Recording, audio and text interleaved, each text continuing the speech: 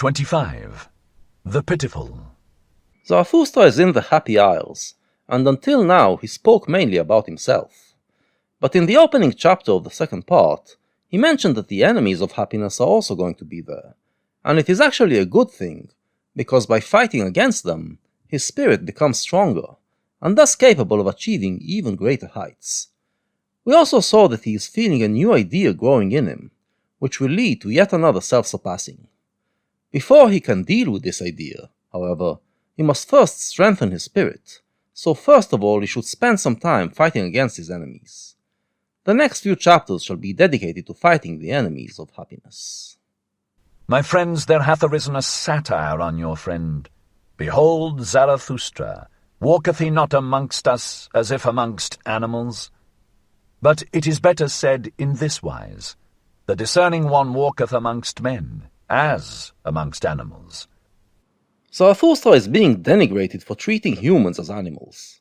He accepts it, and claims that the discerning one, the one who has reached his level of consciousness, cannot help but see the non-discerning ones as animals. Man himself is to the discerning one, the animal with red cheeks. How hath that happened unto him? Is it not because he hath had to be ashamed too oft? O my friends, thus speaketh the discerning one. Shame, shame, shame, that is the history of man. The discerning one sees man as a shameful being. He is, after all, also human, and felt that shame in himself.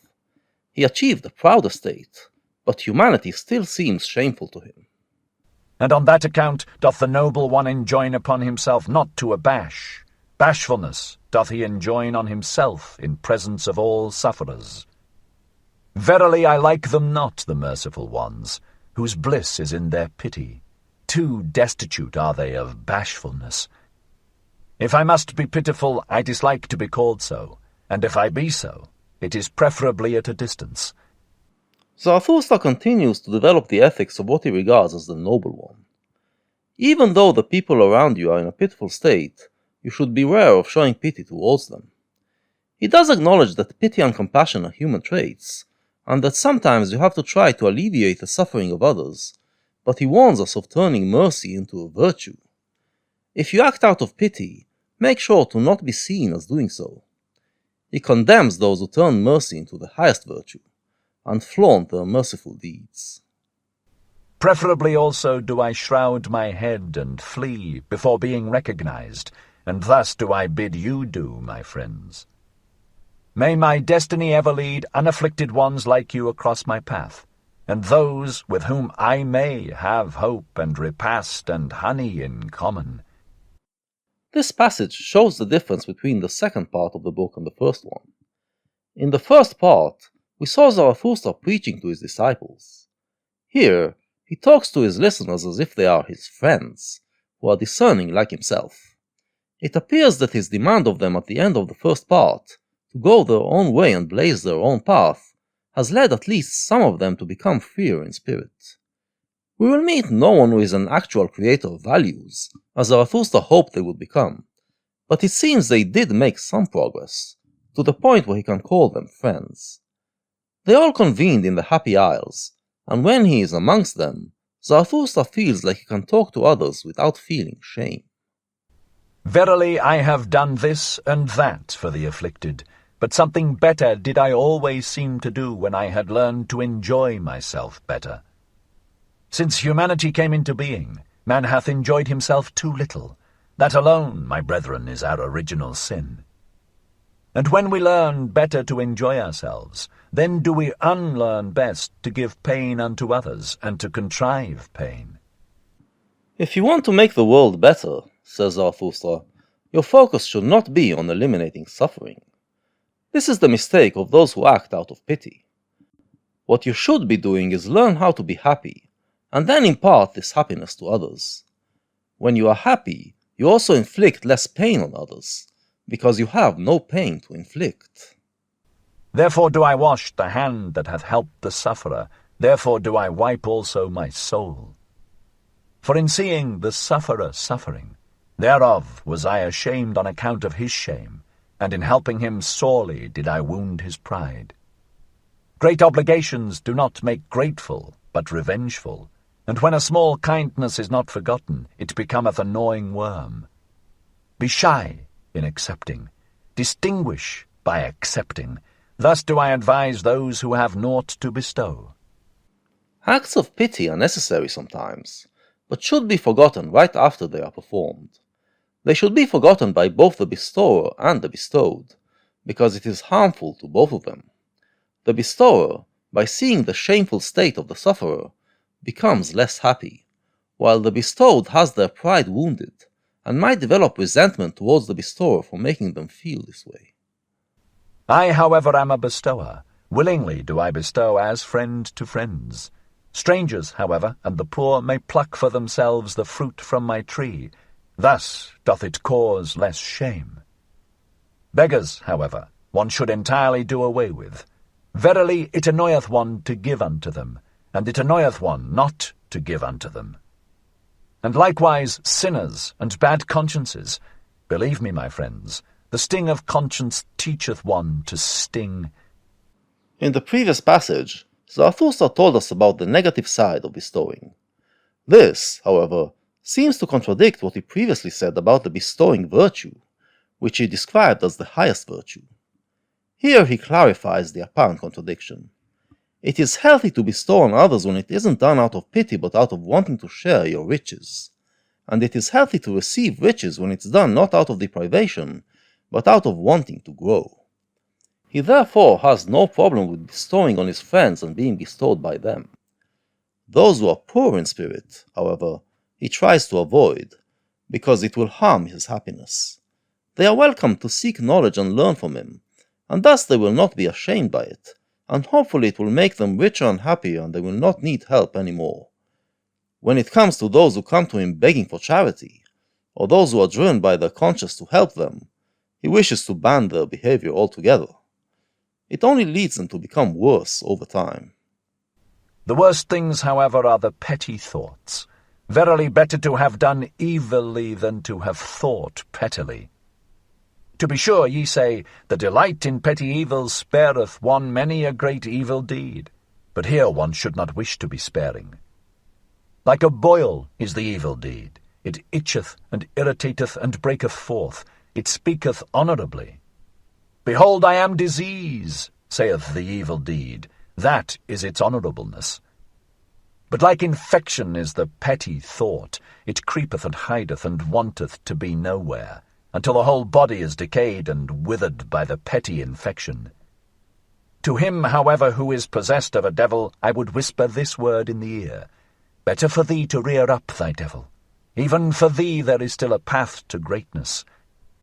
The line about those of bad conscience leads into the next discussion, which is the bad effect of petty thoughts. People say that if you allow your petty thoughts to exist, it will prevent you from going all the way into evil thoughts and deeds. But Zarathustra prefers the evil thoughts and deeds over the petty ones. Since you know they are evil, they are something that you can deal with and overcome. The petty thoughts, on the other hand, are like a cancer that grows in you unchecked. They slowly cause you to decay, to become less happy. Therefore, you should not maintain them in their petty state, but allow them to grow and manifest in their full glory. Then, by overcoming that evil thought, you can achieve greatness. Ah, my brethren, one knoweth a little too much about everyone, and many a one becometh transparent to us, but still we can by no means penetrate him. It is difficult to live among men because silence is so difficult. And not to him who is offensive to us are we most unfair, but to him who doth not concern us at all. After discussing the bad and petty thoughts of the human heart, Zarathustra reverts to talking about how wretched and shameful humans are, and how hard it is to live among them and be aware of what's in their heart. However, he doesn't preach total indifference. Previously, he spoke of those who should be avoided, but he does acknowledge that it is offensive to show no concern for people, and now he will talk about those who do deserve our concern. If, however, thou hast a suffering friend, then be a resting place for his suffering, like a hard bed, however, a camp bed. Thus wilt thou serve him best. And if a friend doeth thee wrong, then say, I forgive thee what thou hast done unto me. That thou hast done it unto thyself, however, how could I forgive that? Thus speaketh all great love. It surpasseth even forgiveness and pity. Zarathustra extols helping a friend in his time of need and suffering. However, he warns you not to be merciful while doing so, but rather to push your friend to do better. Love, he says, should transcend pity. If you love someone, be hard on them and prod them to improve, so they become happier. One should hold fast one's heart, for when one letteth it go, how quickly doth one's head run away. Ah, where in the world have there been greater follies than with the pitiful? And what in the world hath caused more suffering than the follies of the pitiful? Woe unto all loving ones who have not an elevation which is above their pity. Again, he does recognize that mercy is a powerful emotion, driving us to want to help others. We should therefore beware of giving in to our heart when it feels pity for others. Pity maintains both parties in a wretched state. Thus spake the devil unto me once on a time, even God hath his hell, it is his love for man. And lately did I hear him say these words, God is dead, of his pity for man hath God died. So be ye warned against pity. From thence there yet cometh unto men a heavy cloud. Verily I understand weather signs. We already heard that God is dead. Now, Zarathustra tells us what killed him. His pity for humans, that mercy which religion holds in such high regard. The feeling of pity is so harmful that it killed even God. And Zarathustra warns that a great catastrophe is coming to mankind, because it is also a slave to this emotion.